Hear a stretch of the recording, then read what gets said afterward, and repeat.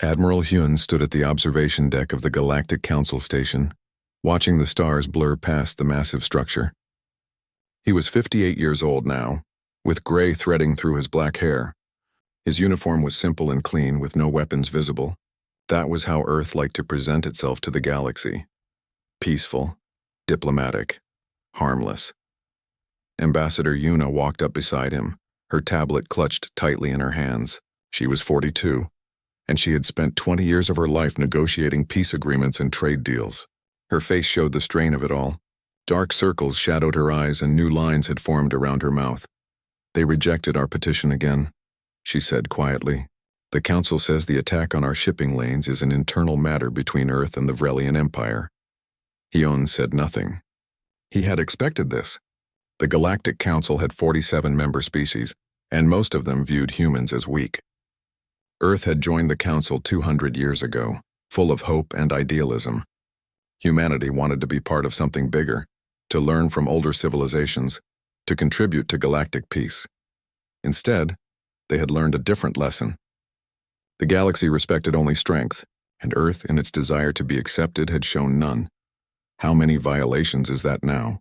Hyun asked. 67 territorial violations, 23 trade embargoes, and countless insults at every council meeting, Yuna replied. Her voice was bitter. "We keep protesting. We keep filing complaints, and they keep ignoring us." Captain Tae entered the observation deck, his young face tight with anger. At 29, he represented the new generation of Earth's diplomatic fleet. He had grown up believing in the Council's promises of justice and equality. Now he was learning the truth. "Admiral, we just received word from New Jeju Colony," Tae said. His voice shook slightly. "The Vrelians attacked. They destroyed everything." The tablet fell from Yuna's hands. It clattered on the metal floor, the sound echoing in the sudden silence. "Casualties?" Hyun asked. His voice was calm, but his hands gripped the railing hard enough to make his knuckles white. 3.4 million dead, sir," Tae said. "The Vrelians used plasma bombs. They burned the entire planet. There are no survivors." Yuna made a choking sound. New Jeju had been a farming colony, peaceful and isolated. Families lived there, children, artists and teachers and farmers, people who had never held a weapon in their lives. "The Vrelians sent a message too," Tae continued. "They said it was revenge for humans existing in their space. They said we are insects that need to be exterminated." Hyun turned away from the window. His face was like stone. "Call an emergency council session, now." 2 hours later, the council chamber was full. 47 species sat in their designated areas, some floating in special atmosphere tanks, others standing on different gravity platforms. The Vrelians were there too, their insect-like bodies clicking and chittering with what might have been laughter. Ambassador Yuna stood at the human delegation podium. Behind her stood Admiral Hyun and Captain Tae. The chamber's translation system hummed, converting her words into thousands of languages simultaneously. "Honorable Council members," Yuna began. "Today the Vrelian Empire committed an act of genocide against a human colony world. 3.4 million civilians were murdered. We demand immediate military intervention and—" "Objection!" The Vrelian ambassador's voice screeched through the translation system. The planet was in disputed territory. Humans had no right to be there. "That territory was granted to Earth 40 years ago," Yuna shot back, "by this very council." A large, slug-like creature from the Morphean Collective oozed forward to speak. "Perhaps Earth should reconsider its expansion policies. The Vrelians are a proud warrior race. Surely some compromise can be reached." Murmurs of agreement rippled through the chamber. Hyun watched it all with cold eyes. He had seen this pattern before. When the strong attacked the weak, the Council always found excuses. When Earth defended itself, the Council called it aggression. Yuna spent 3 hours presenting evidence, showing footage of the attack, reading names of the dead. Her voice broke multiple times, but she continued. She pleaded. She begged.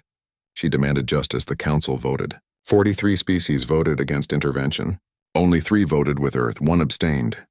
The Vrelian ambassador laughed, a horrible clicking sound. "Perhaps humans will learn their place now," it said. "The galaxy belongs to the strong."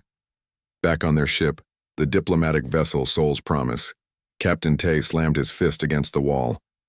"They murdered millions, children, and the Council does nothing." "They have never done anything," Hyun said quietly. He sat at his desk, looking at a small photo frame. It showed a younger version of himself with a woman and 2 children. His family. They had died in a previous attack that the Council had also ignored. They see us as animals pretending to be civilized. They think we are easy prey. Yuna stared out the viewport at the space station. What do we do now? Just accept this? Just let them kill us? Hyun's console beeped. A message appeared marked with the highest level of encryption. His eyes scanned it quickly, and for the first time in years a small smile touched his lips. It was not a kind smile. What is it? Tae asked. A message from Earth Command, Hyun said. He stood up and somehow he seemed taller, more dangerous. Protocol Wolfsbane is now active. What does that mean? Yuna asked. Hyun walked to a locked cabinet in his quarters. He pressed his palm against it and it opened with a hiss. Inside was a different uniform, black instead of diplomatic blue, covered in insignia that neither Yuna nor Tae recognized. He pulled it out and laid it on his desk. It means the experiment is over, Hyun said. For 200 years, Earth tried to be peaceful. We wanted to prove that civilization could work without violence. We accepted insults. We endured attacks. We died quietly so we would not disturb the galactic order. He turned to face them and his eyes were hard as diamonds. That time is finished. I don't understand, Tae said. You will, Hyun replied. Ambassador Yuna, you need to send one final message to the Galactic Council. What message? Tell them to evacuate their citizens from Vrelian territory. Tell them to move any ships out of the combat zone. Tell them they have 72 hours. Yuna's eyes went wide. Combat zone? Admiral, Earth's diplomatic fleet can't fight the Vrelian Empire.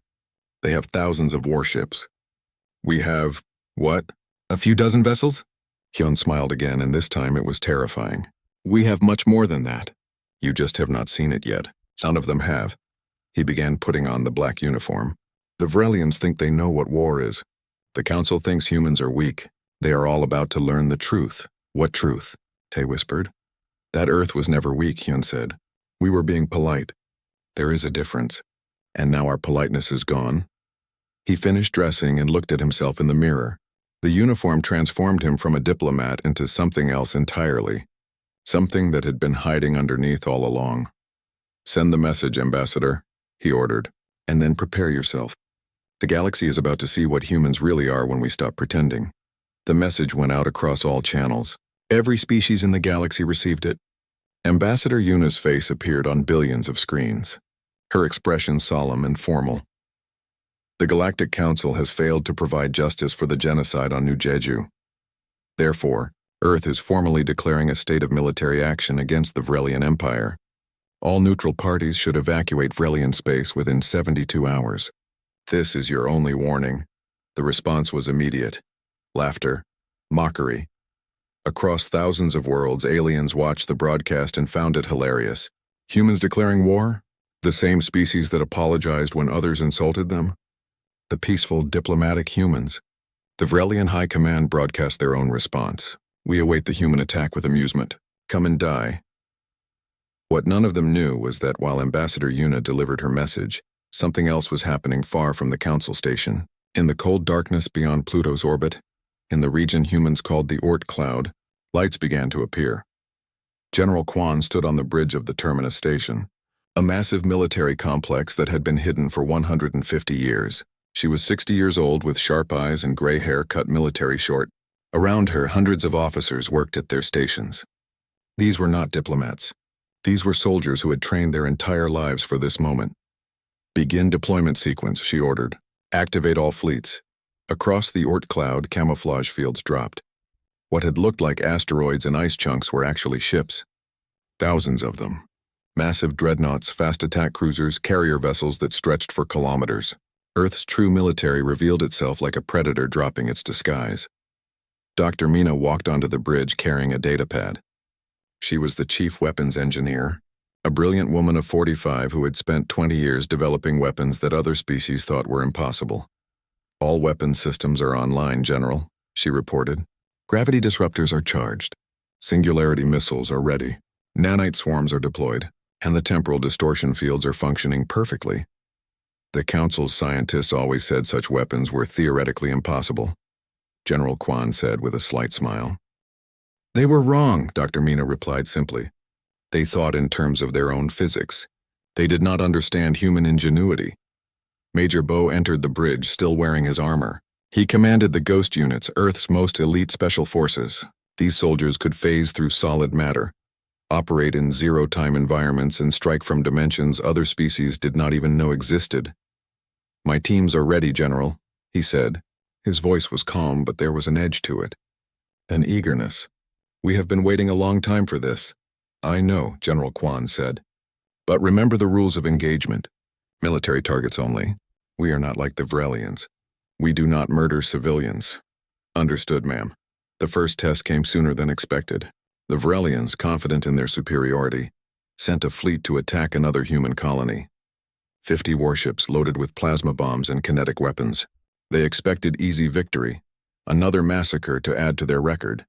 They jumped into the system and found the colony apparently defenseless. Just a few civilian ships in orbit. The Vrelian commander broadcast a message demanding surrender. The response came not from the colony, but from Major Bo himself. His voice was cold and precise. "Surrender? No, you have 17 minutes to evacuate your ships. After that, you die." The Vrelians laughed. 17 minutes? What could humans possibly do in 17 minutes? They found out.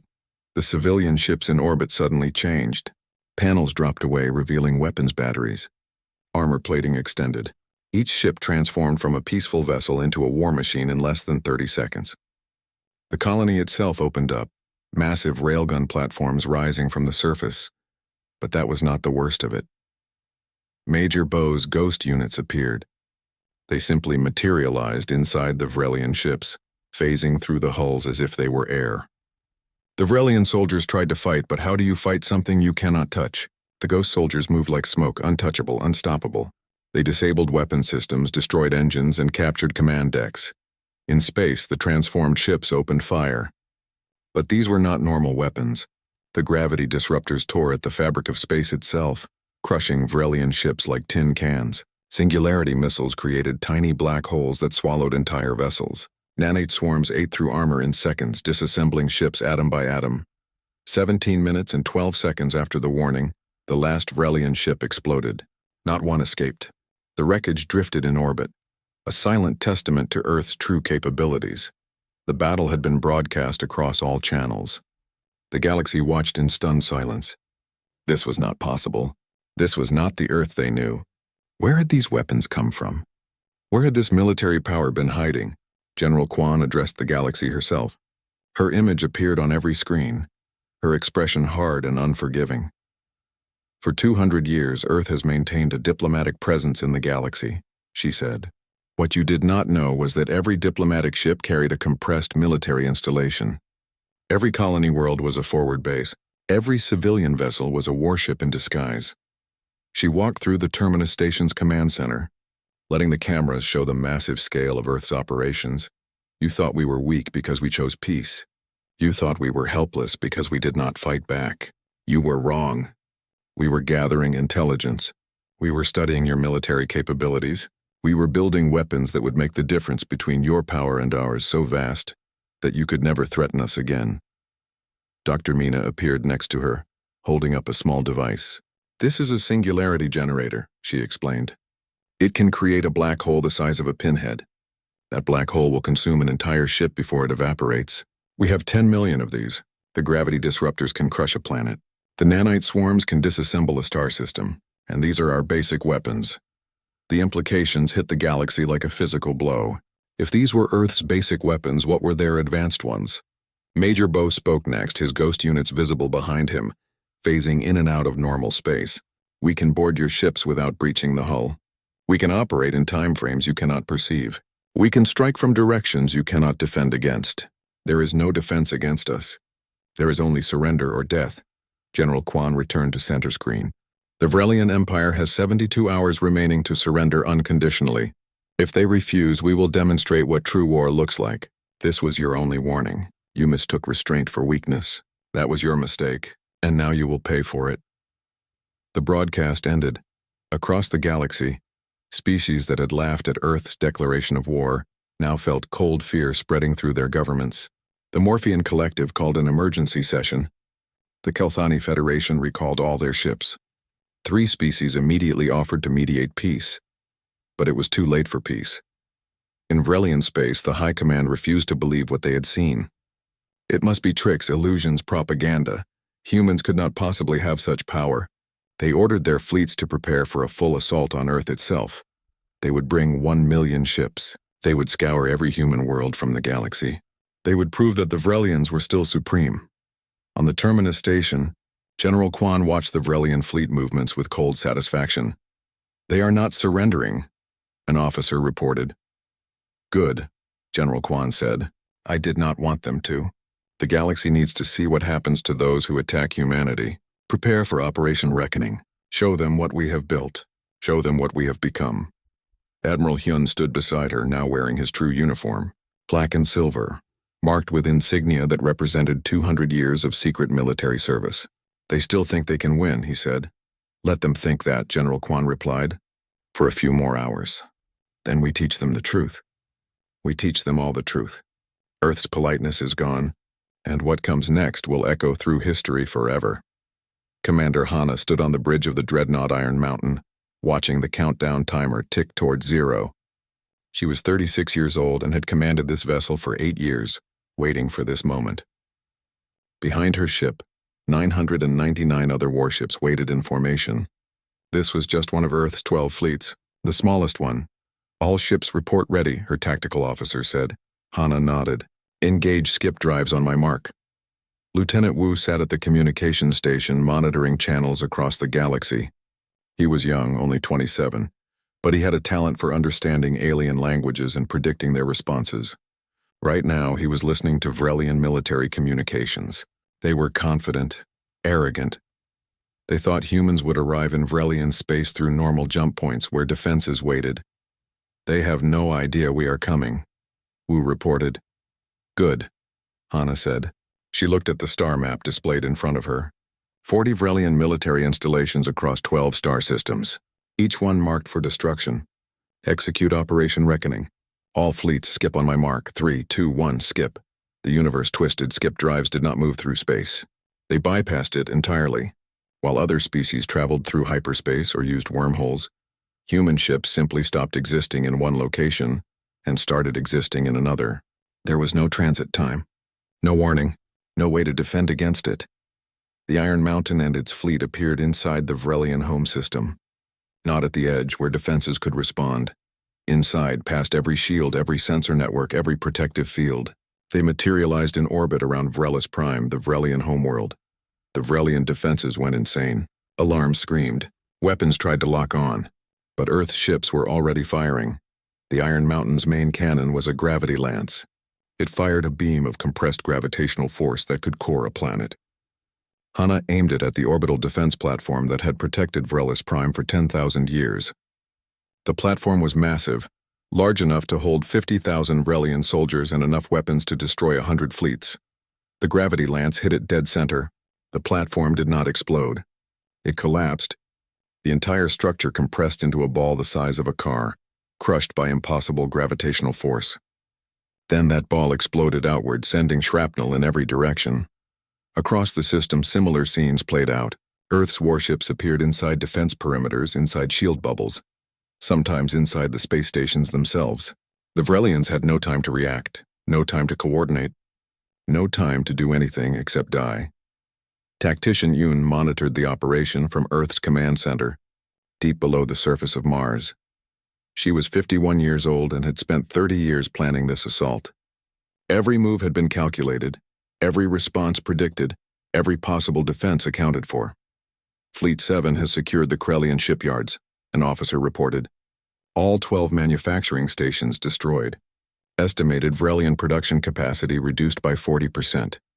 Fleet 3 reports complete success at Voltha Station, another officer said. Enemy Admiralty headquarters eliminated. Fleet 9 has neutralized the Vrelian military academy on Trensk, a third voice called out. All weapons stockpiles destroyed. Yoon watched the tactical display with calm satisfaction. 40 targets, all struck simultaneously. The Vrelian Empire's military infrastructure was being systematically dismantled. But she knew the Vrelians would not surrender easily. They were warriors. Pride meant everything to them. They would rather die than admit defeat. The Vrelian Grand Fleet is mobilizing, a sensor officer reported. 800,000 ships converging on Vrelis Prime. Expected, Yoon said. Inform Commander Hana. Phase 2 begins now. Back in Vrelian space, Hana received the orders. All ships fall back to designated coordinates. Prepare dimensional mines. The human fleet withdrew from Vrelis Prime, and the Vrelians thought they were retreating. The Grand Fleet pursued eagerly, hungry for revenge. 800,000 warships, the pride of the Vrelian military, all converging on what they thought was a fleeing enemy. They did not see the mines. How could they? The mines existed in a different dimension. They were there and not there simultaneously. Quantum devices that defied conventional physics. When the Vrelian fleet reached the designated kill zone, Hana gave the order. Detonate. The dimensional mines activated. They did not explode in the traditional sense. Instead, they opened rifts between dimensions. Space itself tore open. The Vrelian ships found themselves caught between realities, pulled in multiple directions at once. Some ships were torn in half. Others simply vanished, displaced into dimensions where matter could not exist. Still others imploded as the pressure of multiple realities crushed them. In 18 seconds, 800,000 Vrelian warships became debris and radiation. Lieutenant Wu listened to the enemy communications with a grim expression. The Vrelian High Command is broadcasting on all channels, he said. They are calling for help. They are begging the other species to intervene. Are any responding? Hana asked. No, Commander. The Morphean Collective says this is an internal matter. The Kelthany Federation is claiming neutrality. The others are silent. Hana felt no satisfaction, only a cold sense of duty. The same excuses they gave us when we asked for help. The same cowardice. On Vrelis Prime itself, panic spread through the population. The planet's defenses, unbreached for 10,000 years, had fallen in 4 hours. Their grand fleet was destroyed. Their military infrastructure was in ruins. And the human ships still hung in orbit, weapons trained on the surface. Admiral Hyun appeared on every screen on Vrelis Prime. Behind him, the bridge of his command ship was visible, all business and military efficiency. Vrelian citizens, he said. His voice was not angry. It was worse. It was calm. Your government attacked our colony world of New Jeju. 3.4 million civilians died. When we sought justice from the Galactic Council, we were ignored. When we asked for peace, we were mocked. Your leaders believed humans were weak. They were wrong. He gestured to the view screen behind him, showing the wreckage of the Grand Fleet. This is what happens when you mistake patience for weakness. This is what happens when you attack those who chose peace. We gave the galaxy 200 years to prove that civilization could function without violence. You failed that test. But, Hyun continued, we are not like you. We will not massacre your civilians. We will not burn your worlds. You will surrender. Your military will disband. Your leaders will face trial, and you will learn to coexist peacefully, or you will cease to exist at all. You have 1 hour to decide. The broadcast ended. On the Galactic Council station, chaos reigned. The Council had called an emergency session. Representatives from all 47 species crammed into the chamber, all talking at once. Fear filled the air like smoke. Ambassador Yuna stood at the human podium. She looked different now. No longer the desperate diplomat begging for justice. She stood straight and proud, and behind her, visible through the chamber's windows, was a human battle fleet. 20 massive dreadnoughts hung in space around the station, a silent reminder of Earth's newfound power. The Galactic Council must convene an emergency vote, the Morphean representative oozed desperately. Earth must be ordered to cease hostilities immediately. On what grounds? Yuna asked coldly. You had no problem with Vrelian hostilities when they were aimed at us. This is different, a Kelthani ambassador protested. Earth is using weapons that violate every treaty. Weapons you claimed were impossible, Yuna replied. We signed no treaty limiting theoretical weapons. We simply built what you said could not be built. But the destruction, another alien gasped. The scale of it. This is barbaric. Yuna's expression hardened. Barbaric? 3.4 million humans died on New Jeju. That was barbaric. But you did nothing. For 200 years we endured attacks, insults, and violations. Every time we asked for help, you ignored us. You taught us that the galaxy respects only force, so we became forceful. What does Earth want? The council speaker asked, its voice trembling. Justice, Yuna said simply. The Vrelian leadership will surrender and face trial for genocide. Any species that interferes will face the same fate as the Vrelian Grand Fleet. Any species that attacks human worlds will discover what we discovered today. That Earth is not weak. Earth is not helpless. Earth is simply done being polite. 3 more species stood up. The Corthanic Alliance, the Helian Combine, and the Dravian Concordat. All 3 were traditional powers, species with large militaries and long histories of conquest. We will not accept human dominance, the Corthanic ambassador declared. We declare war on Earth. Together, the 4 of us will defeat this human arrogance. Yuna looked at them with something like pity. You just made the worst mistake of your civilization's existence. We have faced empires before, the Helion representative boasted. We have never been defeated.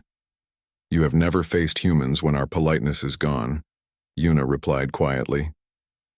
Fleet Commander Sung received the orders from Earth Command with a sense of grim satisfaction. The coalition of 4 had declared war on humanity.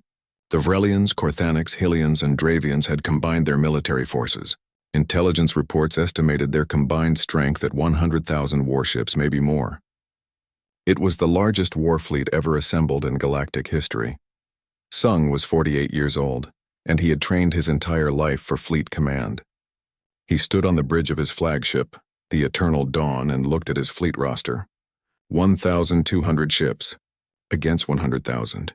The odds seemed impossible. Exactly what Earth wanted the enemy to think.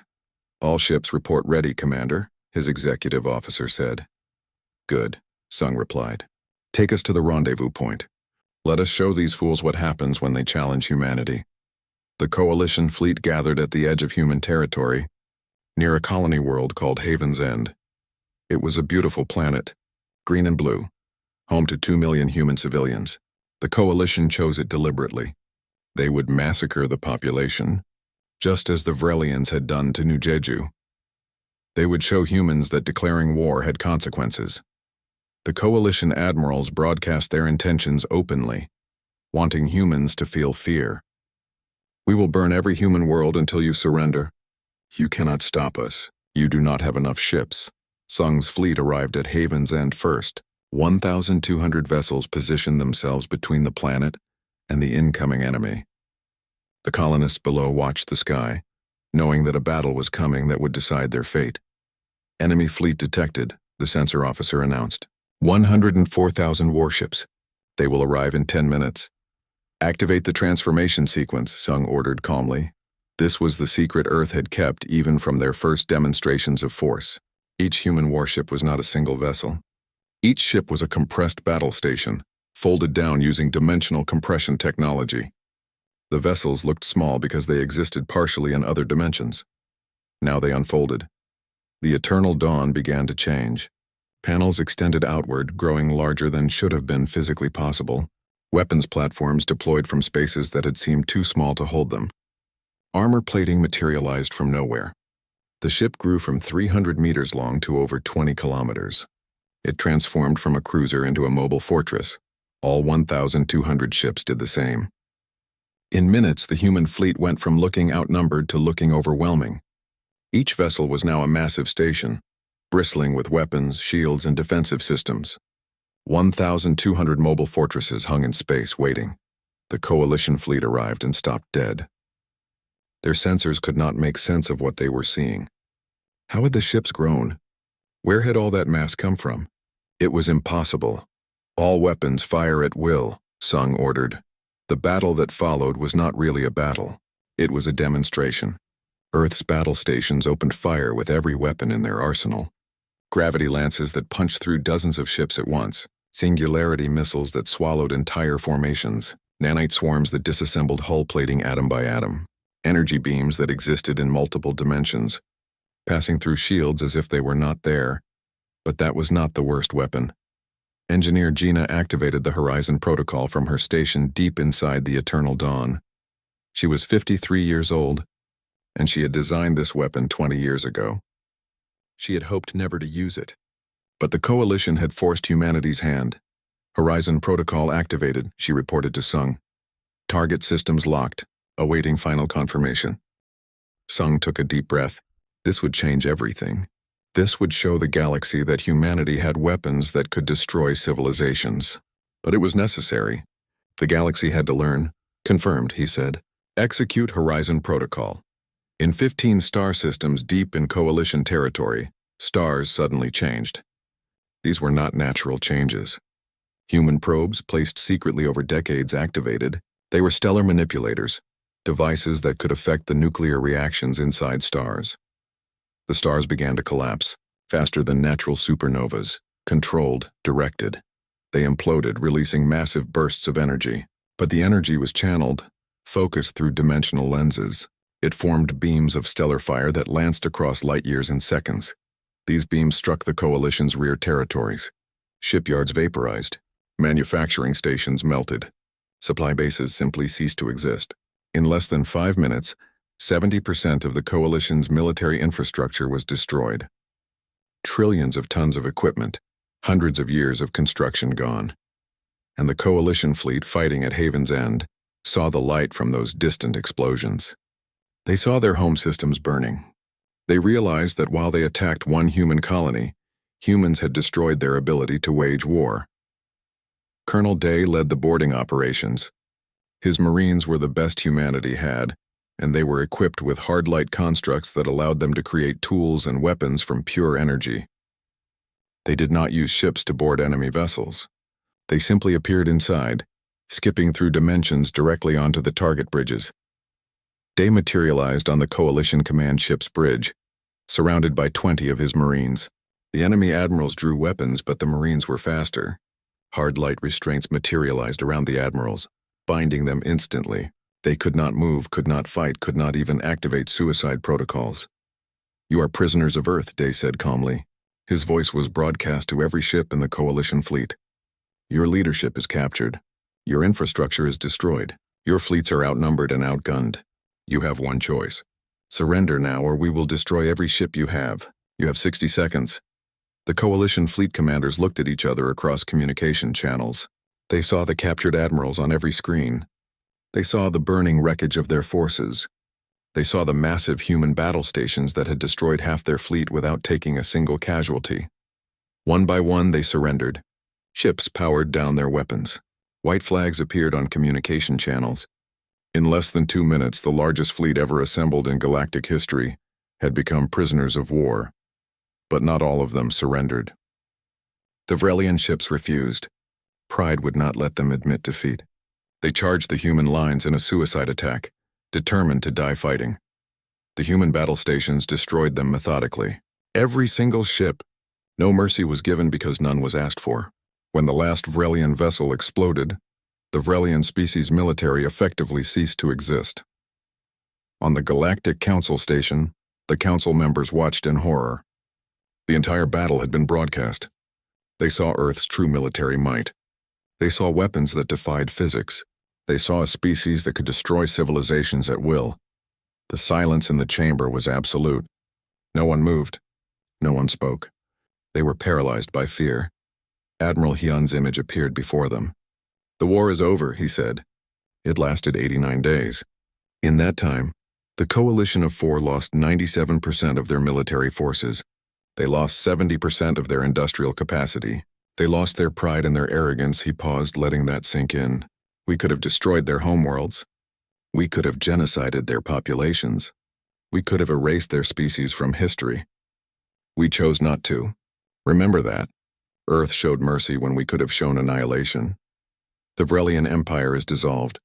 Their leaders will face trial for genocide. The other coalition members will disarm and submit to Earth oversight until we are satisfied they will not threaten peace again. Any species that attacks any human world, any human ship, or any human citizen will face the same response. You saw what we can do. Pray you never see what we can do when we stop holding back." Ambassador Yuna stood before the council once more. The chamber was still silent. "Earth is reorganizing the Galactic Council," she announced. "From this day forward, there will be true equality among species. There will be real justice, not politics. There will be protection for the weak, not just protection for the strong. You can accept this new order or you can challenge it, but if you challenge it, you will face what the Coalition faced. Earth did not want to be warriors. We wanted to be friends. But you forced us to be what was necessary, and what was necessary was overwhelming force. She looked around the chamber at the frightened faces. We pray we never have to use our full capabilities again. What you saw was humanity being polite. Remember that, because if you force us to be truly angry, there will be nothing left of you to remember. The council sat in stunned silence, trying to process the magnitude of what had happened. In 89 days, humanity had gone from a species they mocked to a power they feared absolutely. 3 months after the war ended, the Galactic Council met under very different circumstances. The chamber looked the same, but everything else had changed. The species that had once sat in positions of power now sat quietly, listening. The ones who had been ignored before now spoke with authority. Chancellor Rena stood at the center of the chamber. She was 55 years old, a career diplomat who had spent 30 years watching Earth be humiliated at these very meetings. Now she had been appointed as Earth's Governor of Galactic Affairs. The position was new. So were the rules she was about to implement. The war lasted 89 days, she began. Her voice was calm but firm. In that time, 4 major civilizations learned that strength is not about how many ships you have. It is about what you are willing to do with them. Earth was willing to do anything necessary to protect our people. We still are. She activated a holographic display showing the new council structure. The old system failed because it protected the powerful and ignored the weak. That system is gone. In its place, we established the following rules. Every species has equal representation. 1 vote per species, regardless of size or military power. No species may attack another without provocation. Any attacks on civilian populations will result in immediate military intervention by Earth forces. What if we disagree with these rules? A Morphean representative asked quietly. It was not a challenge. It was a genuine question from someone who had learned fear. Then you are free to leave the council, Rena replied. But if you remain in galactic space, you will follow galactic law. And Earth will enforce that law. We have proven we have the capability. We prefer not to use it again. The council members looked at each other. No one objected. No one dared. Admiral Hyun stood in a different chamber, facing the leaders of the former coalition species. They sat in restraints not because they were dangerous now, but because it was protocol. These were war criminals awaiting judgment. The Vrelian High Commander, the one who had ordered the attack on New Jeju, looked up at Hyun with hate in its compound eyes. You think you have won, it chittered. But you cannot occupy the galaxy forever. Eventually we will rise again. Hyun looked at the creature with something like pity. You still do not understand. We do not want to occupy the galaxy. We do not want to rule you. We never did. He pulled up footage of the New Jeju massacre. This is what you did. 3.4 million civilians burned alive. For what, pride? Territory? Those people were farmers, artists, children. They never threatened you. They were weak, the Vrelian hissed. The weak deserve to die. No, Hyun said softly. The weak deserve protection. That is what civilization means. That is what we tried to teach you for 200 years. You would not learn with words. So we taught you with force. He deactivated the footage. You will spend the rest of your life in confinement. Not as punishment. As protection. Protection for the galaxy from you. And protection for you from the families of those you murdered. Earth shows mercy even to those who showed none. Remember that when you think about rising again. The other coalition leaders looked more humble. The Corthanic admiral spoke, its voice trembling. What will happen to our species? You will disarm, Hyun said. You will reduce your militaries to defensive forces only. You will submit to inspections. You will pay reparations to the families of those you killed, and you will have a chance to rebuild as peaceful civilizations. And if we refuse, then we will ensure you cannot threaten anyone ever again, Hyun replied. But I do not think you will refuse. You have seen what happens when you challenge Earth. I do not believe you want to see it again. Young Officer Ho stood on the bridge of a new kind of ship. It was not a warship. It was a peacekeeping vessel, crewed by members of multiple species. Humans, Morpheans, Kelthani, and even reformed Corthanics worked side by side. Ho was 30 years old and represented the future of galactic civilization. Patrol route is clear, a Kelthani officer reported. No hostile activity detected. Good, Ho said. He looked out at the stars and felt something like hope. The galaxy was changing. Slowly, carefully, but changing, species that had hated each other for thousands of years were learning to cooperate, not because they wanted to, but because Earth enforced it. And slowly, that enforcement was becoming habit. Habit was becoming culture. His communications officer, a young Morphean named Prill, spoke up. "Commander, we are receiving a distress signal. A mining vessel is under attack by pirates. Set course to intercept," Ho ordered. "All species, all crews, respond immediately." The peacekeeping vessel jumped to the location. The pirates saw them coming and immediately fled. They knew what the combined fleet represented. They knew that attacking anyone under galactic law meant facing Earth's wrath. The mining vessel was saved. Its crew was grateful. They did not care that some of their rescuers were former enemies. They only cared that help had come. This was the new galaxy. Imperfect but improving. Back on Earth, Admiral Hyun prepared for his retirement. He stood in a garden looking up at the sky. Somewhere up there, his fleet still waited in the Oort cloud. Hidden again. Watching. Always watching. Ambassador Yuna found him there. She had returned to Earth for the first time in 20 years. "You are leaving?" She asked. "It is time," Hyun said. "The war is won." "The peace is established. Let younger people maintain it. Do you think it will last?" Hyun was quiet for a long moment. "I think the galaxy learned something important. That peace requires strength. That kindness requires the capacity for violence. That the quiet ones are often the most dangerous when pushed too far." He smiled slightly. "We did not want to be warriors.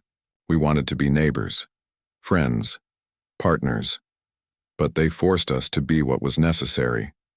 And what was necessary became overwhelming force," Yuna said. "Yes. But we did not enjoy it. We did not celebrate. We did our duty and then we stopped. That is what separates us from them. We know when to stop." On the Galactic Council Station, Chancellor Rena addressed the assembled species one final time before the session ended. "Earth's military forces are returning to their hidden bases," she announced. "You will not see our warships. You will not know where they are. But they are there, always watching, always ready. This is not a threat. It is a promise. A promise that we will never allow another genocide. A promise that we will protect the weak. A promise that true civilization will be maintained. By force if necessary, but preferably by choice." She looked around the chamber. "We gave you 200 years to prove that civilization could work without violence. You failed that test, but we are giving you another chance. Show us that you can be better. Show us that peace can exist without constant enforcement. Show us that our military can remain hidden forever because it is never needed. But remember New Jeju. Remember the Coalition fleet. Remember the 89 days when Earth's politeness ended. Remember what happens when you push humanity too far. We pray you never force us to remind you again." The session ended. The representatives filed out quietly, thinking about what they had heard. About what they had learned. About what they had survived. Ambassador Yuna stood at the observation deck one last time, looking out at the stars.